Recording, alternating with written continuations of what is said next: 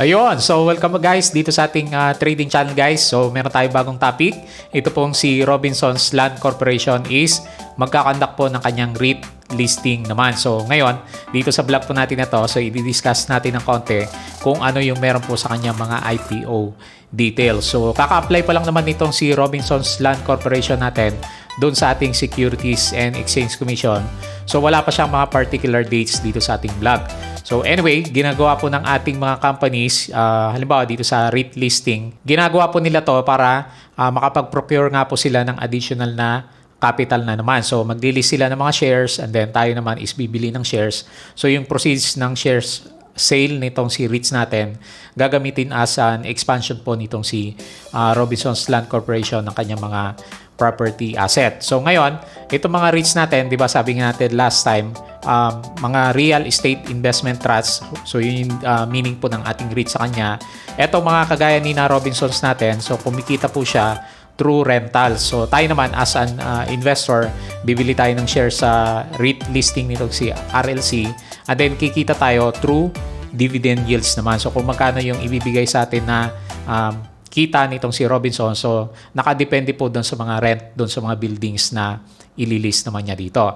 And then in addition sa REIT listing, kasi para siyang normal na common shares, so pwedeng magkaroon ng appreciation ng prices kagaya po ng nangyari kina A-REITs natin. So wag naman sana yung kagaya ng nangyari kay DDMPR po natin. Pero mamaya i-discuss natin ng konti kung ano yung major na kaibahan ni A-REITs at saka ni DDMPR natin. Bakit si A-REITs patuloy na umakyat, itong si DDMPR patuloy na bumabagsak naman yung kanyang mga prices. Okay? So magkaroon tayo ng konting discussions with regards po dito sa Robinsons Land Corporation REIT listing naman natin sa kanya. Okay?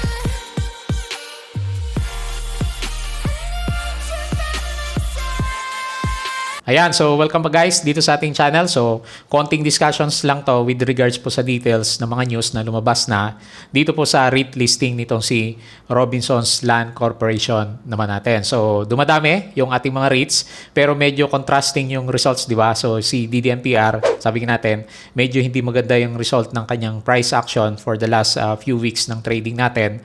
And then, ito naman si A-REITs natin, on the other hand, is patuloy na umaakyat po yung kanyang price action. So, i-discuss natin ng konti. Baka meron tayong makuhang reference doon kung maganda bang mag-invest dito kay Robinsons Land Corporation po natin. Okay? So, as usual guys, bago tayo magpatuloy sa ating discussion, please don't forget to subscribe dito po sa ating Palaboy Trader na YouTube channel. So, always, nagbibigay tayo ng mga update with regards sa mga latest news or info sa ating mga stocks, especially kung meron mga bagong IPO sa kanya.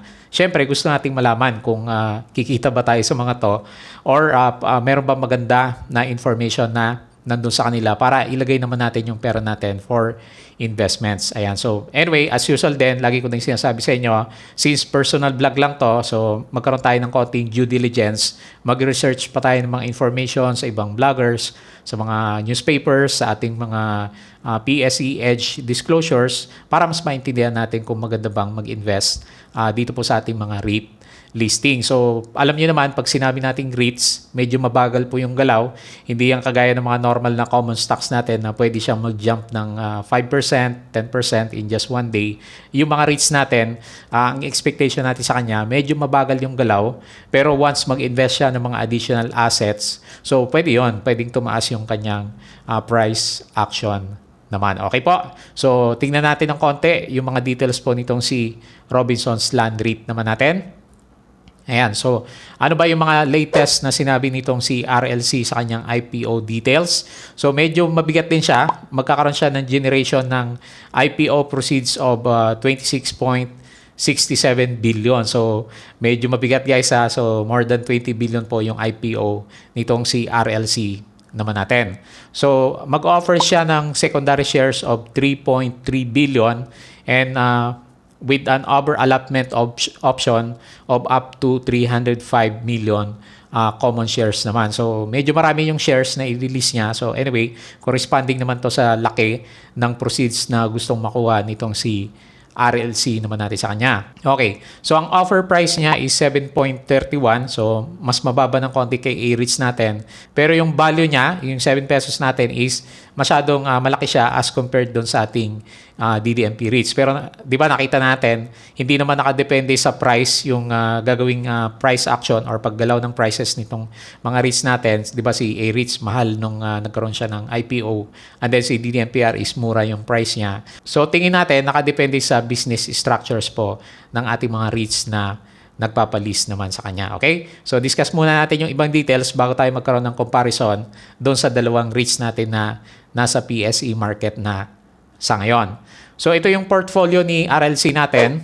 So magkakaroon siya ng 14 PISA accredited assets with over 400,000 square meters of gross leasable area. So medyo malaki din po yung ililist na property nitong si RLC naman natin. So karamihan dito, yung mga buildings natin is nandito sa Metro Manila, Central Business District, and major commercial hubs outside Metro Manila. Medyo malaki yung epekto ng ating lockdowns. So tingnan natin maigi kung nasaan nakalocate yung ating mga properties na ililist po nitong si Robinson naman natin. So yung iba nasa outside Metro Manila, so maganda yan.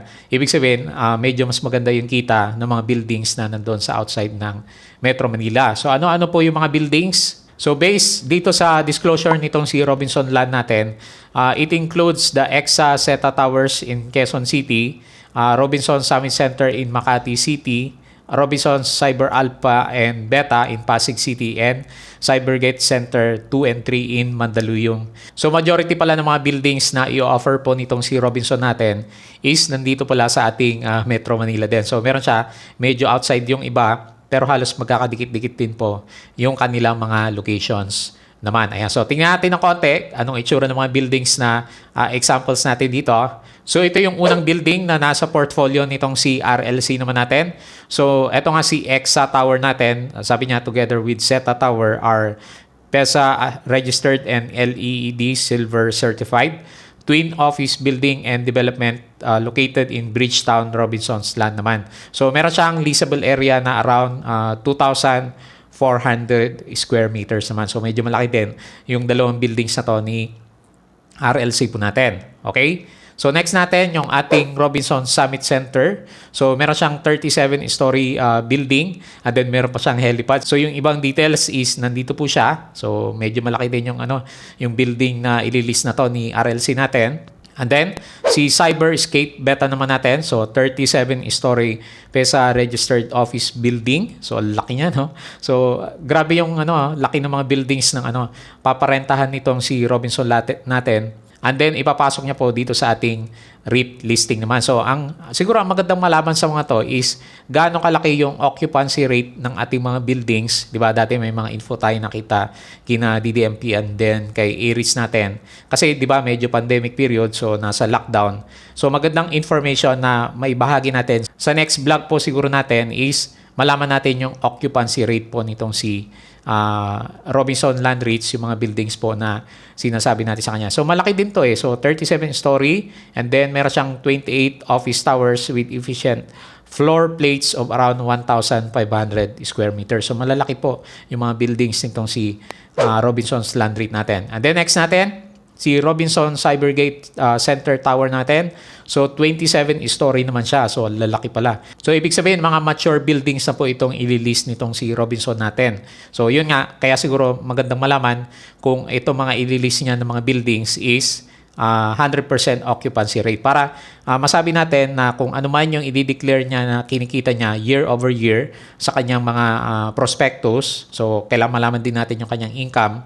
So masasabi natin na sustainable yung business na REITs nitong si Robinson. And then in the future, kung meron siyang idadagdag ng mga buildings kagaya ng ginagawa ni A-REITs, so lalaki at lalaki yung appreciation ng kanyang price naman natin.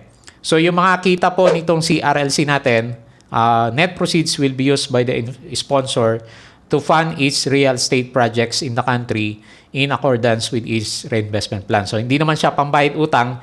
Yun kasi yung iniiwasan natin sa kanya, di ba? Pag pambayad utang yung kukunin niya dito sa ating listing, so hindi yung maganda. So, ibig sabihin, hindi siya kikita. Pero ito is reinvestment plan. So, ibig sabihin, magpapalaki pa po ng business itong si Robinson naman natin. Okay, so konting comparison lang with regards sa ating DDMPR at saka si A-REITs para malaman natin kung magiging okay ba in the long term yung ating REIT na si Robinson. So ang nakikita ko na major difference ni A-REITs sa ni DDMPR natin, so bakit bumagsak itong si DDMPR at then patuloy na umakyat itong si A-REITs. So unang-una, yun nga, nagdadagdag ng mga building si A-REITs natin. Samantalang si DDMPR natin, kakaumpisa pa lang naman ng kanyang REIT listing, di ba? So ganun din naman si A-REITs natin nung una, bumagsak din yung kanyang price action pero nag-recover siya nung meron na siya mga good news na nilalabas. So eventually, tingin natin si DDMPR magfa-follow din ng route, magre-reverse din yung direction niya. Pero sa ngayon, ang major siguro na kaibahan nila, itong si A-REITs natin, yung kanyang mga buildings, ang mga nagre-renta po kasi doon, mga BPO, di ba? Yung sinabi natin doon sa ating previous na vlog. So, mga business process outsourcing. Samantalang itong si DDMPR, majority ng mga tenants niya is yung ating mga POGUs. So, alam niyo naman, maraming news na naglalabasan na yung mga POGU is nag-i-exit sa Pilipinas kasi medyo nagbago yung rules natin.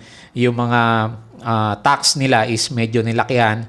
And then, bago sila makapag-operate ulit, kailangan bayaran nila yung mga previous taxes nila, which is ayaw ng mga POGUs. So tingin natin, nagwe-weigh in yon kay DDMPR, kaya hanggang sa ngayon is hindi pa umaakyat yung kanyang price action. Pero anyway, eventually, since ang type ng investment naman, pag pumunta ka dito sa mga REITs, long term kasi ang isip natin dito. So hindi siya pang short term trading, gagaya ng ginagawa natin sa mga speculative na stocks. Kasi ito is true rents sila kumikita. So, hindi basta mag-appreciate yung price kung hindi nga po magdadagdag ng additional buildings or investments or properties yung ating mga REITs naman sa kanya. Ayan. So, itong si Robinson's Land, magandang malaman kung meron siyang mga POGO kasi di ba nagkaroon tayo ng comparison. Pero based sa pagkakalam ko, walang masyadong POGO or walang POGO na gumagamit dito kay Robinson's Land REITs natin dito sa mga buildings na sinabi natin sa kanya. Unless meron kayong alam na meron nga din siya mga POGO, pwedeng maka-weigh in sa business nitong si Robinson Land REIT. Pero kung wala naman, most likely, ifa-follow niya yung route ni A-REITs natin kung saan pwede bumagsak siya sa initial IPO natin na date sa kanya kasi medyo hindi maganda nga yung environment natin sa trading sa ngayon or investing sa market. So, mga risk-averted yung ating mga investors. Pero eventually, kung magdadagdag din siya ng mga buildings sa kanyang portfolio, pwede rin umakyat yung kanyang price action naman. Okay? So, sana makatulong po yung ating mga insights dito kay Robinson's Land REIT natin. So, yung isa pa na ni-review natin last time is si PhilInvest Land Incorporated naman natin, si FLI. Meron din siyang REIT na ipapasok din sa ating market. So, pwede mo rin tignan yung ating review naman sa kanya. Okay? So, yun lang. Maraming salamat sa inyong panunod at pakikinig. See you again in my next trading vlog.